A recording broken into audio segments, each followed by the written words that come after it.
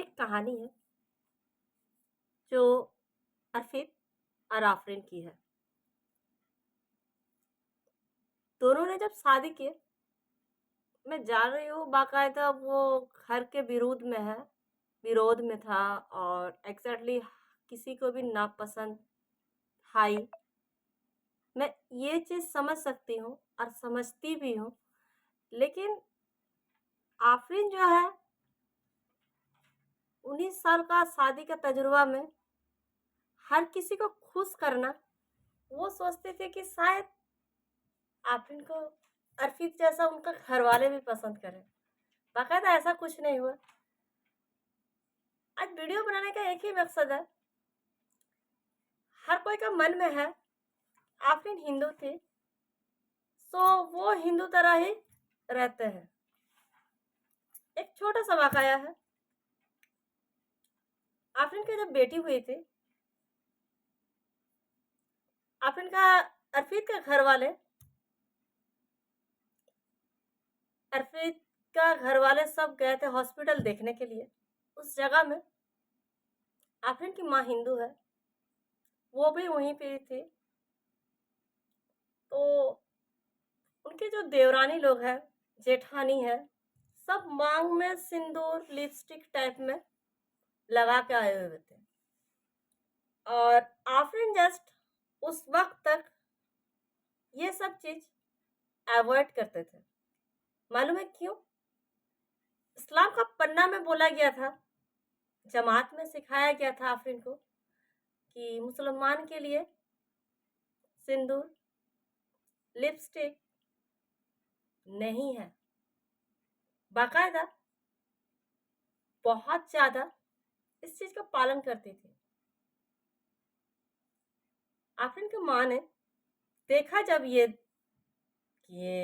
सिर्फ मेरी बेटी ही पालती है और बाकायदा पैदावार लोग पालते नहीं है, तो मुझसे एक सवाल किया कि बेटी तू ऐसा क्यों करती है।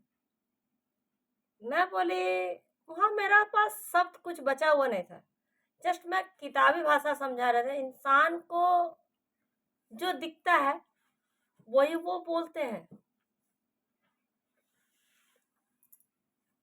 कल जब मैं मैके से आफरीन जब मैके से ज्यादा घनिष्ठता हुआ, तब माँ ने कहा जब तेरा अरफीत का घर के सारे जब इस तरह से रहते हैं, मांग में सिंदूर लिपस्टिक समथिंग, तू क्यों नहीं करती है? तू तो वही कल्चर का बेटी है। मैं बोले बात सही है बाकायदा, बट शायद मेरा ससुराल वाला नाराज हो जाए। तब तक आफरीन लगी हुई थी ससुराल को इम्प्रेस करने के लिए। एक सॉन्ग में था ना, छूटा ही सही मुझे प्यार करो। जस्ट आफरीन भी वो ही काम में लगी हुई थी कि झूठा ही सही मुझे प्यार करो। आफरीन गलत थी ना। मनुष्य कभी किसी का हो नहीं सकता सिवाय एक माँ बाप अपना खुद का पेट का जन्मा हुआ। ये मैं बाकायदा भूल गई थी इस्लाम को, क्योंकि बहुत हद से ज्यादा मैं अरफीत के साथ साथ उन्हें भी मोहब्बत करने लगी थी और आज भी बेतहासा करती हूँ। और आज भी जो इस चीज को संभाल ना देने का कारण क्या है मालूम है? इतना ठोकरे तो खाते हैं, चलता रहा ही बच्चे लोग को भी बोल देते हैं इसका माँ हिंदू है ना।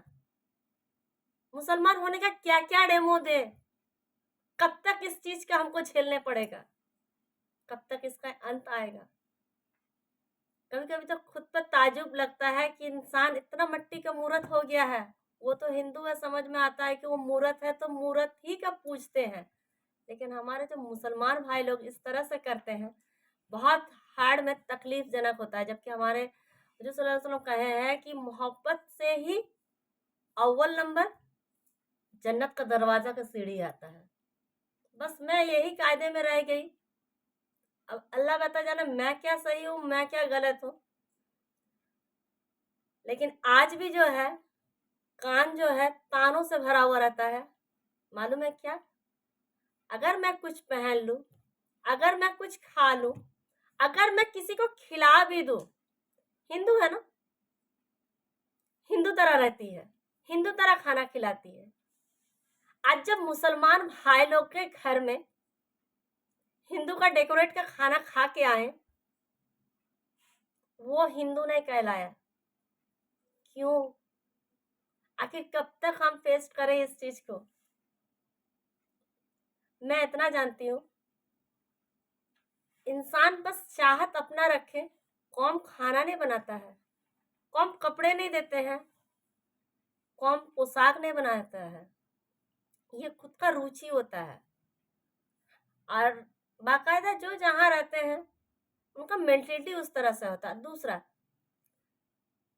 मुझे इस तरह से लाइट फ्लेम कपड़ा पहनना पसंद है, मुझे वो डार्क चिकमिकी पसंद नहीं है। अब मैं क्या करूं? हाँ, मैं उस वक्त लगी हुई थी, अगर तुम साथ लेते दोस्तों जैसा, मुझे भी लगता कि हाँ मैं भी उसी की तरह हूँ।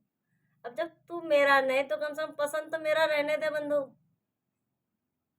मैं चाहती भी नहीं कि अर्पित का परिवार वाले मेरे ऊपर वो उस तरह का मैंने रखे, और रह भी नहीं सकते हैं।